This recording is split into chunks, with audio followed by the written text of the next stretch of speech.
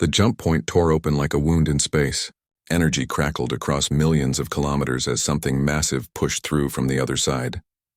In the Kepler Nexus, a bustling trade station where a dozen alien species met to exchange goods and gossip, every sensor screamed at once, Zixthar.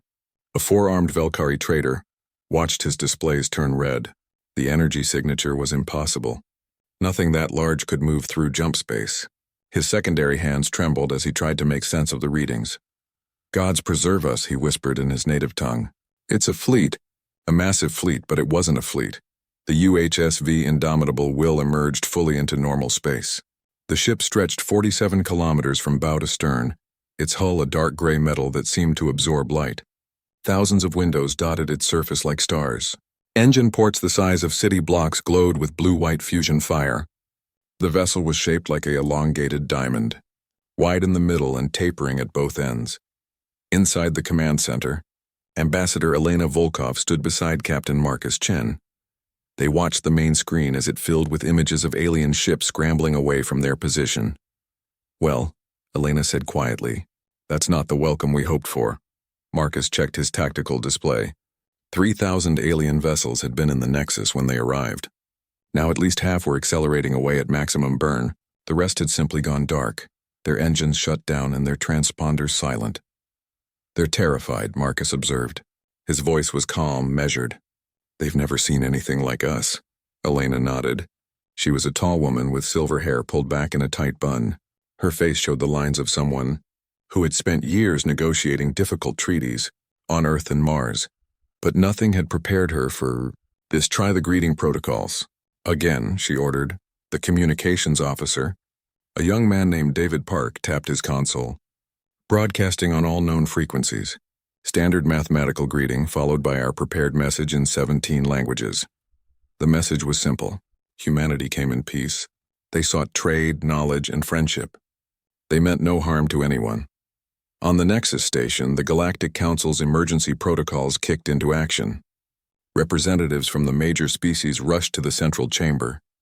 The Velkari, the insectoid Threx, the aquatic Cylindari, and 8 other species gathered in a room built for calm discussion. Today there was no calm. High Speaker Mordan, a Threx whose chitinous body gleamed under the harsh lights, clicked his mandibles in distress. "The energy signature suggests a vessel larger than our entire defense fleet combined. This cannot be possible." "Yet it is here," responded Counselor Velnus, a Cylindari floating in her water-filled mobility sphere. "The question is, what do they want?" The human message played on their screens. Mathematical constants. Pictures showing friendship. Words promising peace. "The humans say they come in peace," Velnus noted.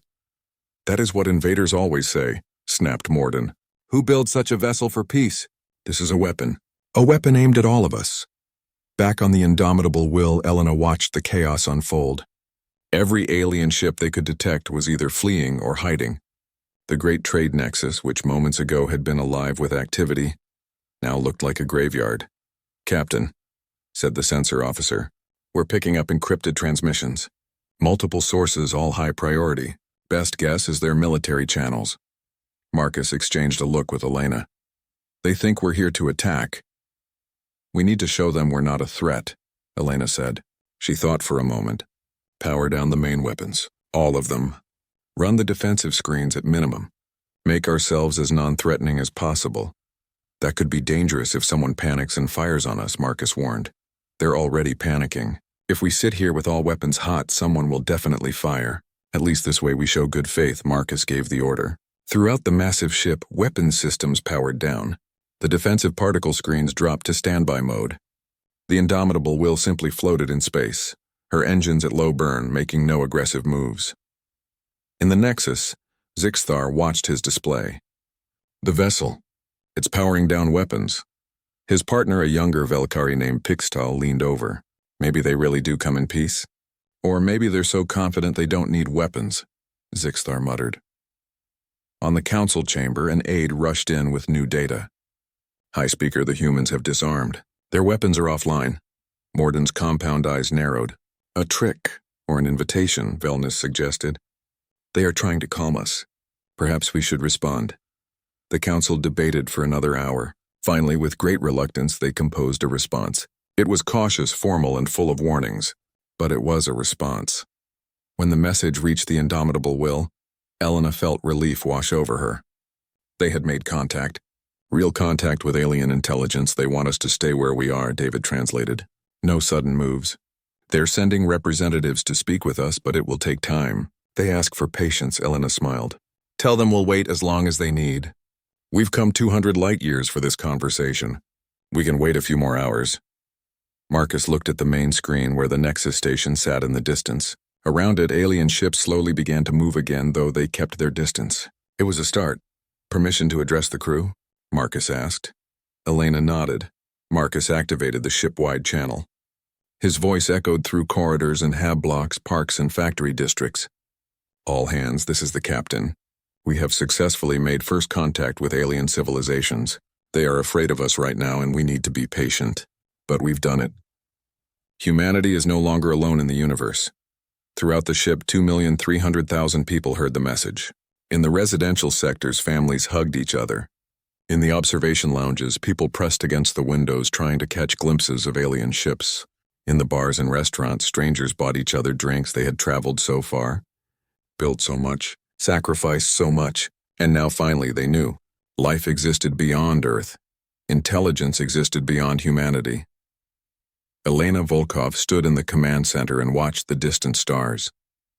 Somewhere out there, aliens were watching her ship, wondering about humans, fearing them perhaps, but also curious. Let's show them who we really are, she said softly. The council chamber had never been so crowded. Representatives from 23 different species filled the circular room, each in their specialized environmental zones. The air breathers occupied the main floor. The aquatic species floated in their spheres. The methane breathers watched from sealed booths. Everyone was talking at once.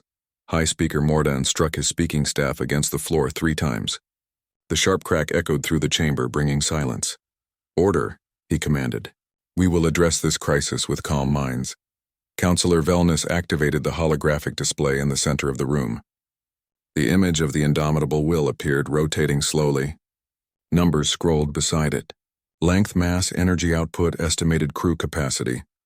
This is what we know, Velnus said. Her voice bubbled slightly through her translation device. The vessel is 47 kilometers long. It masses approximately 6 trillion tons. Its power output exceeds that of a small star. And according to their own transmissions, it carries over 2 million individuals. A ripple of shock went through the assembly. 2 million on a single ship. Most species considered a crew of 10,000 to be excessive. Representative Colvan of the Meridian Collective spoke up. This must be their entire species. They have put everyone on one desperate colony ship. No, said Velnus quietly. She brought up another image. A blue and green planet with a single large moon. This is their homeworld. We detected it in their navigation data. Spectral analysis suggests a population in the billions. This ship represents perhaps 0.1% of their total numbers. The silence that followed was absolute. Billions, Mordan repeated slowly. How is that possible? The resource strain alone. Their world is harsh, Velnus continued. High gravity, violent weather systems, aggressive microbial life, frequent seismic activity. They evolved in conditions that would kill most of us within hours. Perhaps that explains their capacity for building on such scales. She brought up more images. Factories in orbit around the human homeworld, mining operations on lifeless moons, massive construction yards in the darkness between planets. They built this vessel in 17 years, Velnus said. One ship in 17 years. Colvan's scales rippled in distress. The collective took 60 years to build our largest warship with the combined resources of 4 systems. And their ship is 15 times larger. A new voice spoke from the methane breather section, Oryxnal, whose species rarely involved themselves in council matters. Have we analyzed their greeting message properly? Perhaps we misunderstand their intentions. Velnus nodded and played the human transmission again. The mathematical sequences, the images of humans extending hands in greeting, and then the words, translated by the council's best linguistic AI. We come in peace, the translation read. We bring gifts from our world. We seek knowledge and friendship. We mean no harm. Standard greeting, Colvan observed. Nothing unusual. Look at the idiom analysis, Oryxnal suggested. The AI flagged 17 phrases as potentially problematic. Wellness brought up the linguistic breakdown. The phrase, "we come in peace," could also be translated as "we arrive during peacetime," or "we bring peace," depending on context. The word they used for gifts had connotations of tribute or payment. "We seek knowledge" might mean "we demand information." "It's all ambiguous," Morden said. "We cannot trust words alone." In a private booth away from the main assembly, 3 representatives met in secret. They called themselves the Preservers. Their goal was simple: protect the galaxy from existential threats. And humanity, they had decided, was exactly such a threat. "We must act now," hissed Sector, a Threx warrior caste member, "before they bring more ships. Before they learn our weaknesses. The Council will never approve preemptive action," warned Rilta, a Velkari intelligence officer. "We would need proof of hostile intent." "Then we create proof," suggested the third member, whose identity remained hidden behind privacy screens. "We provoke them. Make them reveal their true nature. Then the Council will have no choice." Back in the main chamber, the debate continued. Some argued for immediate engagement and diplomacy. Others wanted to maintain distance and observe. A small but vocal minority suggested preparing defensive positions. On the indomitable will, Elena paced the conference room. She had spent 6 hours reviewing every scrap of information her team could gather about the aliens. The picture was not encouraging. "They think we're conquerors," she said, frustration evident in her voice. "Everything we say gets twisted in translation." Her chief linguistics officer, Dr. Sarah Chen, nodded tiredly. "Their languages evolve differently than ours. They're more literal. Our metaphors and idioms confuse them. When we say we come in peace, they hear ambiguity. Possible threats. How do we fix this?" "Time," Sarah said simply. "We need time to learn their languages properly. And they need time to learn ours." Marcus entered the room, tablet in hand. "We've received another transmission from the Council. They want detailed specifications on our ship. Crew numbers, weapons capacity, engine capabilities, manufacturing abilities. They want to know if they can fight us," Elena said quietly. "Can they?" asked Dr. James Wilson, the ship's chief scientist. Marcus hesitated. "Honestly? No. Our defensive screens alone could withstand anything they've shown us. Our point defense grid could handle thousands of incoming missiles simultaneously. And our main weapons," he trailed off, "could destroy their entire fleet," Elena finished, "which is exactly why we'll never use them. We don't tell them that directly, but we need to show them somehow." David Park burst into the room. "Ambassador, we're getting reports from our passive sensors. The aliens are sharing data about us across their networks. Pictures of our ship. Speculation about our intentions. Some of it is concerning." He displayed the intercepts on the main screen. The translations were rough, but the meaning was clear. Fear, suspicion, calls for action. One message stood out. It came from a fringe group calling themselves the Preservers. The tone was militant, aggressive. "They think we're here to invade," Elena said, reading the message. "They're calling for the Council to attack us first." Marcus frowned. "That would be a disaster. For them. Which is why we can't let it happen," Elena replied. She straightened her uniform. "Send a message to the Council. Tell them we're willing to share full specifications of our ship, every detail. Show them we have nothing to hide." "That's a security risk," Marcus warned. "So is starting a war through misunderstanding," Elena countered. "We came here to make friends, not enemies. If transparency is what it takes, then that's what we give them." Over the next 24 hours, the indomitable will transmitted terabytes of data to the Council. Ship schematics, crew manifests, weapon specifications, engine designs, manufacturing capabilities, everything except their most critical military secrets. In the Council chamber, technicians worked around the clock to process the information. What they found shocked them even more than the ship's size. The humans had built in redundancy upon redundancy. Every critical system had 3 backups. The ship could lose entire sections and continue functioning. It could manufacture its own spare parts. It could grow its own food. It could recycle air and water indefinitely. "They built a mobile civilization," Wellness said in wonder, "not just a ship. A completely self-sufficient society that happens to travel through space." Morden studied the weapons data with growing alarm. Their smallest point defense weapons have more range and accuracy than our best capital ship cannons. And they have 10,000 of them. Yet they powered them all down when they arrived, Velnus reminded him. They made themselves vulnerable to demonstrate peaceful intent. Or to make us lower our guard, Morden countered. The debate raged on, but slowly, gradually, the tone began to shift.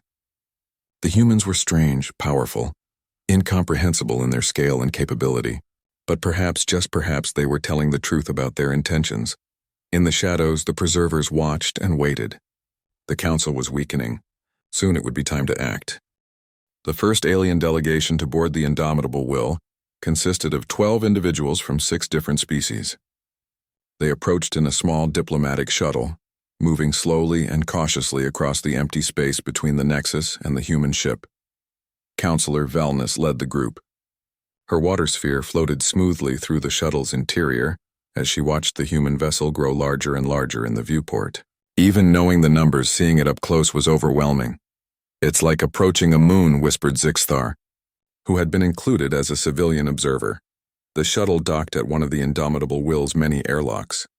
The aliens emerged into a reception bay that could have held their entire shuttle 3 times over. Waiting for them was Ambassador Elena Volkov, flanked by her staff and a security detail. "Welcome," Elena said, her words translated instantly by the devices both sides now carried. "Thank you for accepting our invitation." Velnus floated forward. "We appreciate your willingness to allow us aboard. My colleagues and I hope this will foster understanding between our peoples." Elena smiled. "Then let me show you our home." The tour took 6 hours. Elena and her team led the aliens through section after section of the massive ship. They started with the residential districts where families lived in apartments that seemed strangely small, given the ship's enormous size. Children played in parks under artificial sunlight. Couples walked hand in hand along tree-lined paths. "You have trees," Morden observed, his mandibles clicking in surprise. "Living plants. Entire ecosystems." "We need them," Elena explained. "They help recycle our air and water. But also they remind us of home. Humans don't do well in sterile metal boxes. We need nature around us, even artificial nature." They visited schools where human children learned mathematics and history. They saw hospitals, restaurants, theaters, and sports facilities. The aliens began to understand. This wasn't just a ship. It was a city in space. The manufacturing districts impressed them most. Massive factories churned out everything from spare parts to clothing to food containers. Automated systems worked alongside human technicians. Raw materials came in one end. Finished products emerged from the other. "You can build anything," Kolvan said, watching a fabrication unit assemble a complex machine component from base elements. "You don't need supply lines. You're completely independent." That was the goal, Elena confirmed. "We built the Indomitable Will to establish a colony in a distant system. We needed to be self-sufficient for decades, maybe centuries. Everything we need we can make." Velnus studied a wall display showing the ship's resource recycling systems. 98% efficiency. You lose almost nothing to waste. "We can't afford waste when we're far from resupply," Elena said. "Every atom matters." They were in the middle of touring the agricultural sections where crops grew under carefully calibrated lights when alarms began to sound. Red lights flashed throughout the corridor. Elena's communicator buzzed. She listened for a moment, her expression turning serious. "I apologize, but we need to cut this tour short. There's an emergency." She led the aliens quickly to an observation deck and activated the main display. It showed a planetary system 20 million kilometers away. A large asteroid several kilometers across was on a collision course with the system's inhabited moon. "The Kresh colony," Velnus said, her voice tight with worry. 3 million Kresh live there. They have no planetary defense systems. Morden was already speaking into his communicator. "I'm contacting the Council fleet, but the nearest ships are 6 hours away at maximum burn." On the display, the countdown showed 2 hours and 17 minutes until impact. Elena looked at Captain Marcus, who had joined them on the observation deck. "Can we help?" Marcus was already reviewing tactical data. "The asteroid is large but structurally weak. Ferrous composition with pockets of ice. We could break it up with the point defense grid." "But we're 20 million kilometers away," Kolvan protested. "No weapon has that kind of range." "Ours do," Marcus said simply. "But we need Council permission to fire. We won't act without authorization." Morden stared at the display, then at Marcus. His entire species had evolved to make quick decisions in crisis situations. "You can save them?" Yes, then do it. On my authority as High Speaker. Marcus nodded and tapped his communicator. Bridge, this is the captain. Authorization Romeo 7 Delta. Engage point defense system. Target is the asteroid designated Charlie 47. Break it into pieces small enough to burn up an atmosphere or miss the moon entirely. On the observation deck, the aliens watched the display. Nothing seemed to happen at first. Then across the vast distance of space, invisible beams of coherent energy reached out from the indomitable will. The asteroid began to glow. Then it cracked. Then it shattered into thousands of smaller pieces, each one breaking apart further as the human weapons tracked and fired with impossible precision. 14 seconds after Marcus gave the order, the threat was gone. Nothing remained but fragments too small to cause significant damage. Silence filled the observation deck. 14 seconds, Velnus said quietly. You destroyed an asteroid 20 million kilometers away in 14 seconds. Marcus checked his displays. The system performed within normal parameters. We could have engaged multiple targets simultaneously if needed. Colvan's scales had turned a pale shade that indicated shock. The collective's entire fleet working together would need 20 minutes to accomplish what you just did. And you would have had to be much closer. Elena touched Marcus's arm gently. I think we may have made our point a bit too strongly. But the aliens were not afraid now. They were thoughtful. Velnus floated closer to the main display, studying the power consumption graphs and targeting data that scrolled past. Your weapons have safety interlocks, she observed. Multiple authorization requirements. Automated ethical screening. You built in restrictions to prevent misuse. Of course, Elena said, surprised. These weapons could devastate a planet. We would never give one person, or even a small group, the ability to use them without oversight. Mordin clicked his mandibles thoughtfully. You have the power to destroy any of us, but you chain that power behind laws and safeguards. We learned that lesson the hard way, Elena said softly. In our history, we've had weapons that could destroy our world. We came very close to using them more than once. So now we build in protections, make sure no one can act alone, force ourselves to think before we strike. The tour continued after the crisis passed, but the tone had changed. The aliens asked different questions now, not about capacity or capability, but about culture and philosophy. How did humans make decisions? How did they prevent abuse of power? How did they balance individual freedom with collective safety? In the council chamber, the other representatives watched recordings of the asteroid destruction. The footage played over and over, 14 seconds, from 20 million kilometers away. With precision that seemed impossible. They could have destroyed the Nexus the moment they arrived, one representative said quietly. We were helpless and didn't even know it. But they didn't, another replied. They waited. They talked. They asked permission before helping. The vote, when it came, was not unanimous, but it was decisive. The council would engage with humanity. Cautiously, carefully, but they would engage. On the indomitable will, Elena received the message and felt relief wash over her. They had taken the first real step. The demonstration had been risky, but it had worked. The aliens no longer saw humans as mysterious invaders. They saw them as powerful neighbors who could be reasoned with. As the alien delegation prepared to return to the Nexus, Velnus stopped beside Elena. Your people frighten us, she said honestly. Your power, your scale, your capabilities, all of it is beyond our experience. I understand, Elena replied. But, Velnus continued, you also give us hope. If you can build such wonders and still choose peace, perhaps there is a better future for all of us. Elena smiled. That's all we've ever wanted. A chance to be part of that future. News traveled fast across the galaxy. The relay network, an ancient system of faster-than-light communication buoys left by a long-dead civilization, carried information from one end of known space to the other. Within days, every major civilization knew about humanity and their impossible ship. And then came the silence. It started gradually. Species that had been chattering constantly on open channels went quiet. Trade routes saw decreased traffic.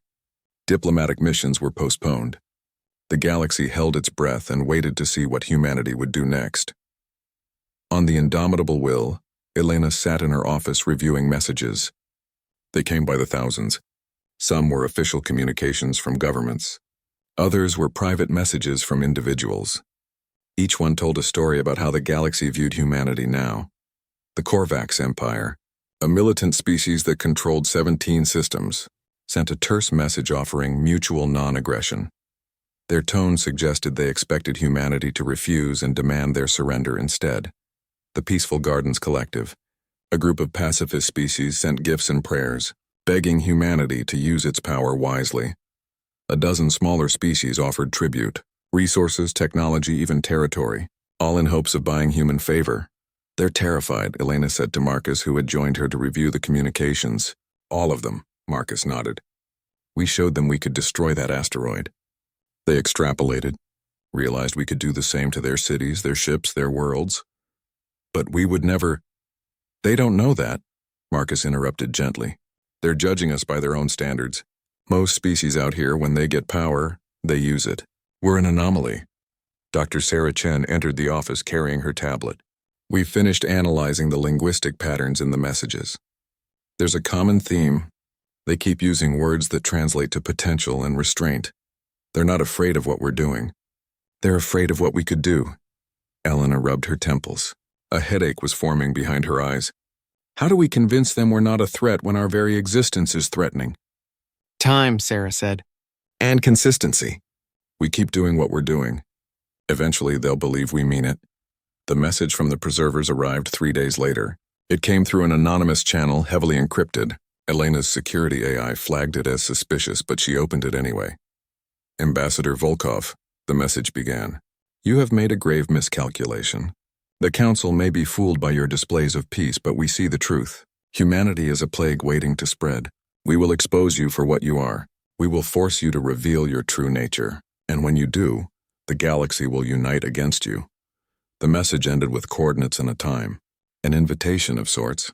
Elena stared at the screen for a long moment. Then she called an emergency meeting of her senior staff. "It's a trap," Marcus said immediately when he saw the message. "They want to provoke us into doing something violent. Give the galaxy proof that we're dangerous." "Probably," Elena agreed. "But if we ignore it, they'll just try something else. Maybe something worse." "We could alert the Council," suggested Commander Lisa Torres, head of security. "Let them handle their own radicals." Elena shook her head. "That makes us look weak. Like we can't handle our own problems. Or worse, like we're manipulating Council security to silence critics, and so what do? Sarah asked. Elena made her decision. "We go, but not with weapons. Not with threats. We go and we talk. If they want to expose us, let them try. We have nothing to hide." Marcus looked like he wanted to argue, but he knew Elena well enough to recognize when her mind was made up. "I'm coming with you." "And security." "Of course." The coordinates led to an abandoned mining station in a dead system. Elena's shuttle approached slowly, scanners active. 3 ships waited near the station. Small vessels, lightly armed. A Threx design, a Velkari scout, and something Elena didn't recognize. The shuttle docked. Elena emerged with Marcus and 4 security personnel. They wore no armor, carried no visible weapons. Just standard uniforms and diplomatic credentials. The preservers waited in what had once been the station's control room. Sector, the Threx warrior, Rilta, the Velkari intelligence officer, and a third figure whose species Elena couldn't identify, hidden behind a portable environment suit. "Ambassador," Sector hissed. His mandibles clicked aggressively. "You came, foolish. You invited me," Elena replied calmly. "It would have been rude to refuse." "You should have brought your weapons," Rilta said. "Your guards. Your mighty ship. Why?" Elena asked. "You wanted to talk. So let's talk." The third figure spoke, its voice distorted by the environmental suit's translator. "You don't fool us. You came to intimidate us, to threaten us into silence." Elena found a piece of equipment to sit on. She looked tired, not threatening. "Actually, I came because I'm curious." "What do you think we are? What are you so afraid of?" "You're conquerors," Sector snapped. "Your ship is a weapon. Your people are soldiers. You've come to dominate us like your species has dominated your own world." "Our history isn't pretty," Elena admitted. "We've fought terrible wars, killed millions of our own kind, nearly destroyed our planet more than once. You're right to be worried about that." The admission seemed to surprise them. Rilta's ears folded back. "You admit it?" "Of course. It's the truth. But you're missing something important. We learned. Every war taught us lessons. Every atrocity showed us what we could become if we weren't careful. So we built safeguards, laws, oversight. We chained our worst impulses behind systems designed to stop us from repeating our mistakes. Pretty words, the third figure said, but power corrupts. Eventually, you will use your strength to take what you want. Elena stood and walked to the observation window. Outside, stars glittered in the darkness. Do you know why we built the indomitable will? Not for war, not for conquest. We built it because we wanted to see what was out there. We wanted to meet you. All of you. Learn from you.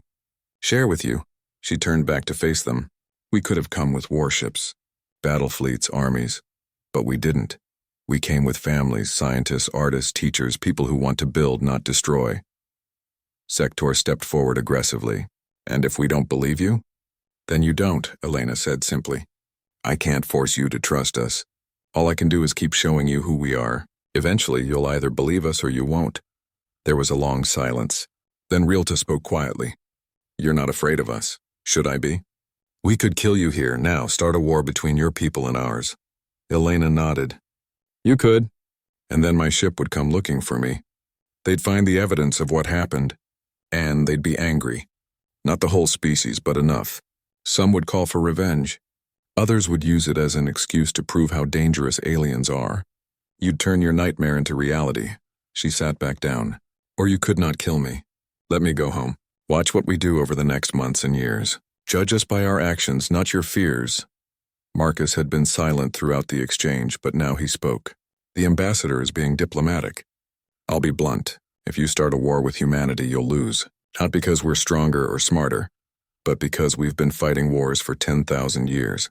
We've refined it to an art form. Every conflict taught us new ways to kill efficiently. We really don't want to use those skills against you. Is that a threat? Sector demanded. No, Marcus said. It's a warning. From someone who's seen what war does, to everyone involved. There are no winners. Just survivors and corpses. Elena stood again. We're going to leave now. You can do whatever you want with this conversation. Share it, hide it, use it against us. But I want you to think about something. We came here alone, unarmed. We put ourselves at your mercy. If we were the monsters you think we are, would we have done that? She walked toward the airlock, Marcus and her security team falling in behind her. At the door, she paused and looked back. The galaxy is watching us, all of us. They're waiting to see what happens. Will we build something new together? Or will we destroy each other over fear and misunderstanding? The choice is ours. The shuttle departed without incident. The preservers watched it go, silent and thoughtful. On the indomitable will, Elena collapsed into her chair. That was either brilliant or incredibly stupid. Probably both, Marcus agreed. He poured them each a drink. But it worked. They didn't attack. They might still. Maybe. But you gave them something to think about. 3 days later, the preservers released a recording of the meeting. The entire galaxy heard Elena's words, heard her admit humanity's dark history, heard her offer trust and cooperation despite the danger, and the galaxy watched humanity even more closely. Because the ambassador had been right. They could have come as conquerors, but they chose something else instead. The silence continued, but now it was different. Not the silence of fear, but of consideration. The galaxy was thinking, evaluating, wondering if maybe, just maybe, these strange, powerful humans might be different from everything that came before. 3 months had passed since humanity's arrival in the Kepler Nexus. 3 months of careful diplomacy, cultural exchange, and slowly building trust. The galaxy had watched every move the humans made, analyzing every decision, searching for hidden motives that never materialized. The Galactic Council meeting chamber was full again, but the mood was different from that first panicked assembly. Representatives spoke in measured tones. The crisis had passed. Now came the harder work of deciding what came next. High Speaker Mordan stood at the central podium. His mandibles clicked as he spoke, a sign he had been deep in thought. We have debated humanity's place in our community for 3 months. We have watched them, tested them. Some of us have even tried to provoke them. Through it all, they have remained consistent, peaceful, patient, and undeniably powerful. He paused, his compound eyes scanning the assembly. The Council has never faced a situation like this. We have welcomed new species before, but always as equals or near equals. Humanity is neither. They exceed us in industrial capacity, military capability, and technological advancement in key areas. Yet they ask only to be our friends. Counselor Wellness floated forward. I propose we offer humanity a seat on the council. Not as members in the traditional sense, but as something new. Something we will call custodians. Murmurs rippled through the chamber. The word was old from the ancient days when the council first formed. It meant guardians, protectors, but also implied responsibility and restraint. The title acknowledges reality. Wellness continued. Humanity exists outside our normal power structure. They are too strong to be regular members, but too valuable as allies to push away. As custodians, they would have a voice in major decisions, but would also accept certain responsibilities. What responsibilities? Asked Colvan. Wellness displayed a document on the central hologram. Humanity would commit to defending council space from external threats. They would agree to mediate disputes when requested. In exchange, they gain full access to our trade networks, scientific databases, and diplomatic channels. And what stops them from using that access to infiltrate and conquer us? Asked a skeptical representative from the Outer Rim Coalition. The same thing that has stopped them so far, Wellness replied. Their own choice. We cannot force them to be peaceful. We can only recognize that they already are and build a framework that encourages them to stay that way. The debate lasted hours. Some species remained suspicious. Others were enthusiastic. A few abstained, preferring to wait and watch. But when the vote finally came, the measure passed by a significant margin. Elena received the news in her office aboard the Indomitable Will. She read the proposal carefully, consulting with her advisors and sending encrypted messages back to Earth for approval. The response came from the Unified Human Assembly within days, except with conditions. The formal ceremony took place at the Nexus itself. The Indomitable Will remained at a respectful distance while Elena and a small delegation traveled to the station in a diplomatic shuttle. They wore formal uniforms, dark blue with silver trim representing the unified Earth government. The council chamber had been reconfigured for the occasion. Representatives from 43 different species attended, along with observers from dozens more. Media drones captured every moment for broadcast across the galaxy. Mordan spoke first, his words translated into hundreds of languages simultaneously. Today we recognize a new reality.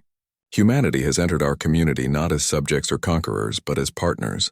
We offer them the title of custodians, acknowledging both their power and their demonstrated commitment to peace. Elena stepped forward. She had practiced this speech dozens of times, but her hands still trembled slightly. This moment would define humanity's relationship with the galaxy for generations. On behalf of humanity, I accept the title of custodians with humility and gratitude. We accept the responsibilities that come with it, but we also have conditions of our own that we ask the council to consider. She activated her own display. 3 simple points appeared in text, large enough for everyone to see. First, we request that the council ban slavery in all forms within its jurisdiction. We cannot in good conscience be part of a community that trades in sentient lives. Several representatives shifted uncomfortably. Slavery existed in a few outlying regions, tolerated if not officially approved, but none spoke against Elena's condition. Second, we request that the council establish clear rules against genocidal warfare. Disputes will happen, we understand that.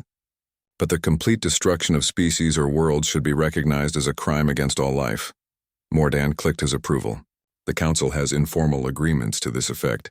We will formalize them into law. Third, Elena continued, we request open scientific exchange. Humanity has much to learn from you. Our technology is advanced in some areas, but we lack your experience and wisdom. We offer to share what we know in exchange for access to your accumulated knowledge. Wellness spoke from her floating sphere. The council agrees to all 3 conditions. We will draft formal treaties to implement these changes. Elena bowed slightly. Then humanity accepts its role as custodians of the council. The ceremony concluded with formal documents signed and sealed. As Elena returned to her shuttle, she was surrounded by alien dignitaries wanting to speak with her, thank her, or simply see a human up close. She handled it all with grace, but she felt the weight of what had just happened. 43 civilizations had just put their trust in humanity. That trust could not be betrayed. Back on the Indomitable Will, celebrations erupted throughout the ship. Humans gathered in bars, parks, and common areas to watch recordings of the ceremony. They had come so far, risked so much, and now they were officially part of something larger than themselves. But even as humanity celebrated, others were watching with different intentions. In laboratories across the galaxy, scientists studied every scrap of information about human technology. They ran simulations, built prototypes, and tried desperately to understand how humans built on such scales. The Korvax Empire committed their entire industrial base to constructing a Titan-class vessel of their own. They studied the human designs, imported human materials, hired human consultants. After 6 months of intensive effort, they had completed the ship's skeleton. Then the problems began. The power systems overloaded, the structural supports buckled under the ship's own weight. The life support systems failed catastrophically. After 8 months, the project was quietly abandoned. The Korvax had learned a hard lesson. Understanding human technology and replicating it were very different things. Other species had similar experiences. The technology wasn't impossible to copy, but it required infrastructure humans took for granted: massive orbital foundries, asteroid mining operations, fusion plants that could power entire cities. All the support systems needed decades to build and perfect. Humanity had spent centuries developing their industrial base. Copying a ship design didn't copy that history. On the indomitable will, life continued. The ship became a neutral meeting ground for difficult negotiations. When the Selndari and the Threx couldn't agree on trade terms, they met on the human ship with Elena mediating. When the Outer Rim Coalition faced pirate raids, human security forces assisted in their capture. Elena discovered that being a custodian meant being a judge, mediator, protector, and diplomat all at once. It was exhausting work, but it was also deeply satisfying. Every dispute resolved peacefully was a validation of humanity's choice to seek cooperation over domination. 6 months after joining the council, Elena stood in the observation lounge and looked out at the stars. The Nexus glowed in the distance, surrounded by ships from dozens of species. Trade flowed freely. Cultures mixed and learned from each other. The galaxy was changing, and humanity was part of that change. "Penny, for your thoughts?" Marcus asked, joining her at the window. "Just thinking about how far we've come. 6 months ago, they wanted to run from us. Now we're settling their disputes and protecting their colonies. Some still don't trust us," Marcus noted. "Some never will. That's okay. We'll prove ourselves through actions, not words." Marcus pulled up a data display on his tablet. "You might want to see this. New intelligence from Earth." Elena read the report and smiled. 5 more Titan-class vessels under construction. The Unbreakable Spirit, Eternal Horizon, Endless Frontier, Sovereign Dream, and New Dawn. "The galaxy won't be happy about that," Marcus said. "The galaxy will adjust," Elena replied. "We're not building them to threaten anyone. We're building them because we're explorers. There's a whole universe out there beyond council space. We want to see it. And if we find more civilizations, then we'll do what we did here. Offer friendship. Share knowledge. Show them that power doesn't have to mean conquest." Marcus looked thoughtful. "You really believe that, don't you? That we can be different?" "I have to," Elena said softly, "because the alternative is too terrible to imagine. We have the power to dominate this galaxy. If we choose that path, we become everything we were afraid of becoming. Everything our history warned us against." She turned from the window. "But if we choose the other path, if we use our strength to protect instead of conquer, to build instead of destroy, then maybe we become something better. Something humanity has always dreamed of being." Across the galaxy, on hundreds of worlds, billions of beings watched humanity's actions and wondered about their future. Some saw opportunity, others saw threat. But all of them recognized that something fundamental had changed. The galaxy had lived in a careful balance for thousands of years. Species rose and fell, but the overall structure remained stable. Now humanity had entered the picture, and they were too large, too powerful, too different to fit into existing patterns. The balance was shifting. Where it would settle, no one could say. But one thing was certain: the galaxy would never be the same. On Earth, in orbital construction yards that never slept, work continued on the 5 new Titan-class vessels. Engineers solved problems, welders fused metal, and AI systems coordinated millions of simultaneous tasks. Each ship would take years to complete. Each would carry millions of humans into the unknown. The indomitable will had been the first, a test of human capability and resolve. Now the rest of humanity's children were being born, ready to spread across the stars. The galaxy watched the construction feeds with a mixture of awe and anxiety. 5 more ships, 5 more mobile civilizations, 5 more demonstrations of humanity's impossible industrial might. But Elena wasn't worried about the galaxy's reaction.